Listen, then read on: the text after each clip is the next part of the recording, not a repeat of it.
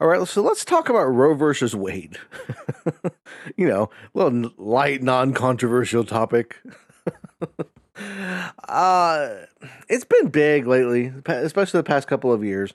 So if you've been living under a rock, maybe you just woke up from a coma or something like that. Roe versus Wade was overturned in 2022, and ever since then, it has been a huge topic of conversation. It's been a huge political hurdle, especially for Donald Trump and the Republicans to try to figure out how to go through all of this.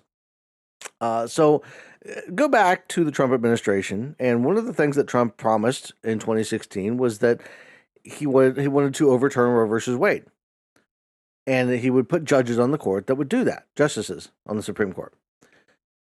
So he was able to appoint three Supreme Court justices, two of which are extremely controversial because the first one he was only able to actually appoint because Mitch McConnell decided to hold up the process in 2016 during the election year. His whole thing was, well, we can't be putting the Supreme Court justice in just a few months before an election. And then in 2020, he got to appoint another one that he probably shouldn't have been able to appoint because in 2016 everything that happened, and then RBG died, Ruth Bader Ginsburg, a couple months before the election, and all of a sudden Republicans were like, "Oh no, we need to rush one in." So because of all of that, in 2022, a challenge came to before the Supreme Court, something versus Dobbs, I believe. That part you can look up, but it was basically allowed them to overturn Roe versus Wade. And what that means is essentially the decision on whether to allow abortion goes back to the states. And Donald Trump has been all about this whole states' rights thing, and it's been, oh, we have to give it back to the states, and that's the most important thing is the states make the decision. Here's the problem with states' rights, okay? In case you aren't familiar, we did have another big controversy with states' rights back in about the mid 1800s, and that was about slavery. And that was about the states' rights to own slaves and to make the decision on whether or not they wanted to be a slave state or a free state. We fought a civil war over that. And the South got crushed, and we became a slave-free country, as we should have been from the beginning. But that's what happens when you start allowing states to make decisions on human rights. And when it comes to human rights, such as the right to choose whether to have an abortion, that becomes something that's kind of, you shouldn't be leaving that up to the states, all right? The states should not be allowed to make those decisions because we have circumstances like right now, where you have several states where people live. There are women that live in these states that are going through hell because they can't get the care that they need for different issues in pregnancy that can come up because doctors are afraid to do anything because of the possibility of going to jail. What these states have decided, states like Texas, for instance, where a woman she had I believe it was ectopic pregnancy, and couldn't get any help, couldn't get any care until she was basically almost about to die and may not be able to have children again because doctors were like, we can't do anything. If we do anything at all, we can wind up in jail. It's a legal matter.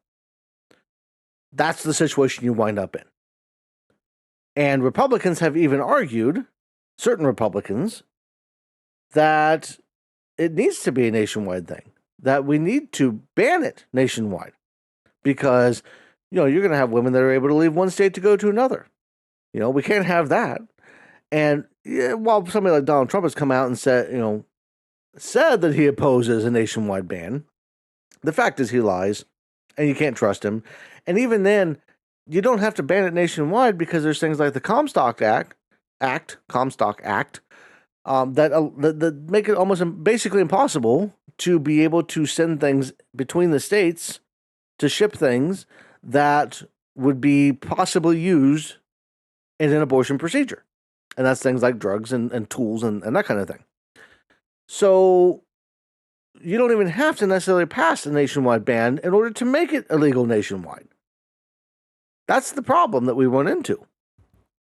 So the question becomes, what's the right answer? And with Roe versus Wade, because one of the biggest things that Republicans, their big talking point is, well, they have these late term abortions where they're killing babies after they're born. And that's a complete lie. That's completely bullshit.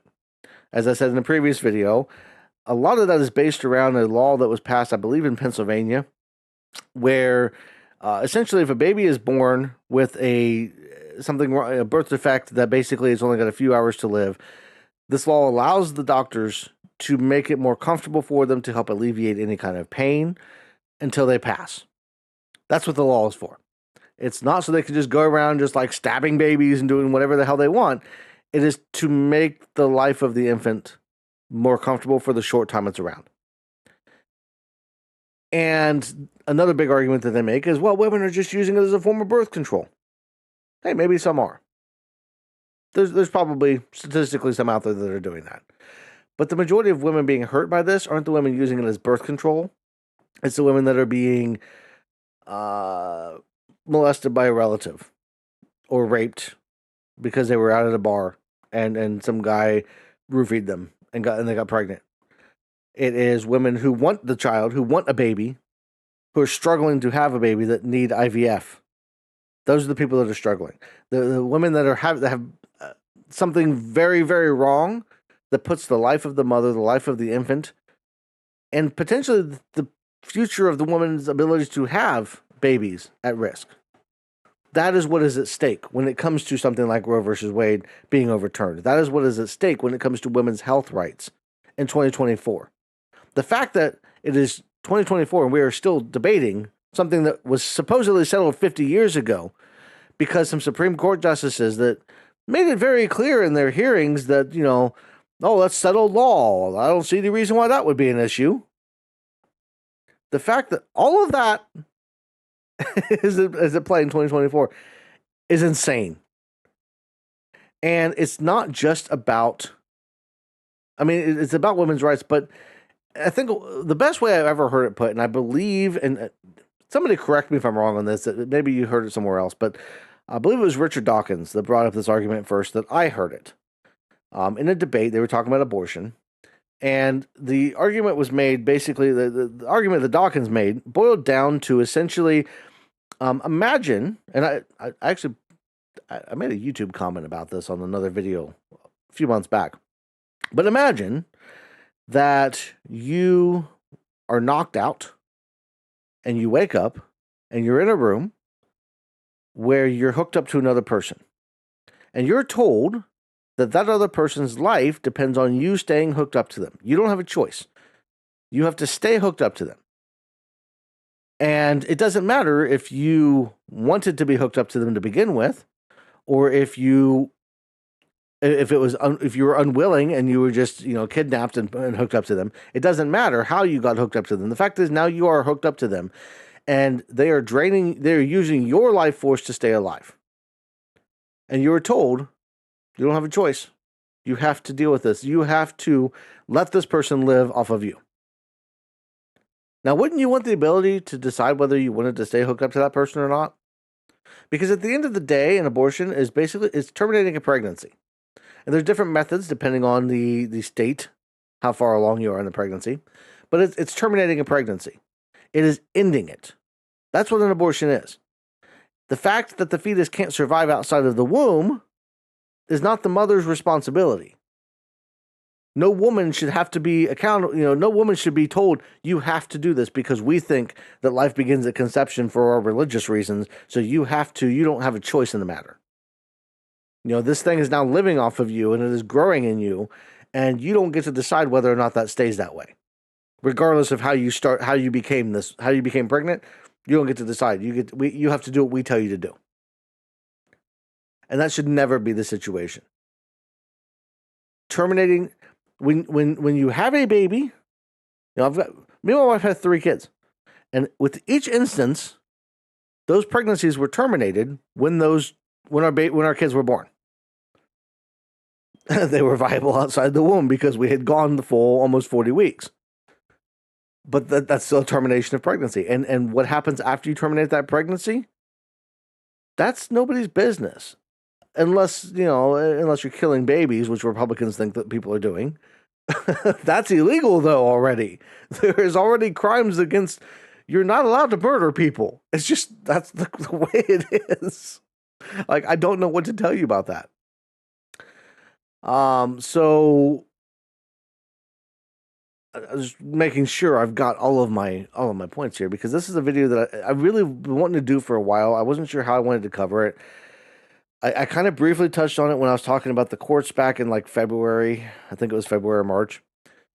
Briefly touched on it. I've touched on it in a couple other videos, and I wanted to make a video that was dedicated solely to a woman's right to choose because I feel like it is important as a white guy who can't get pregnant.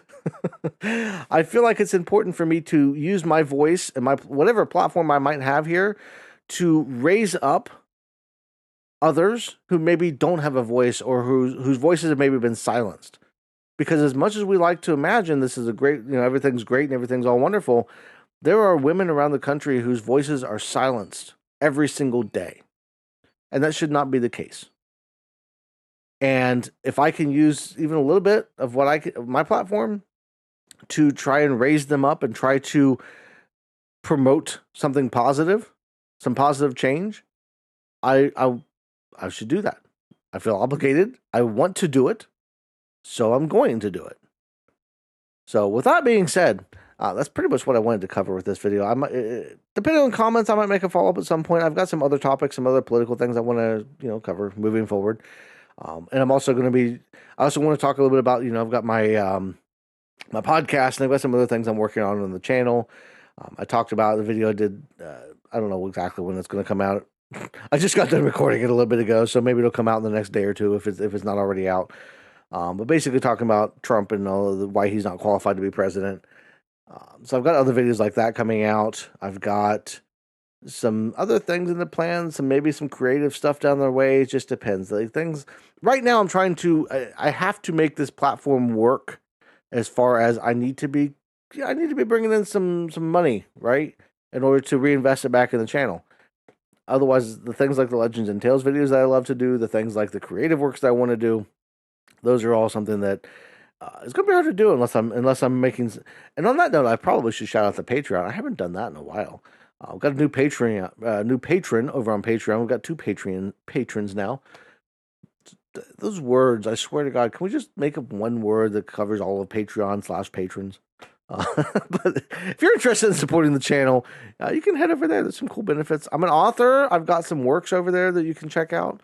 I've got 3 books out already, and I've got another couple in the works. So all of that's on the Patreon as well. So that's all I got for now. I want to thank you all for watching. Everybody have a great rest of your day, and I will see you in the next one.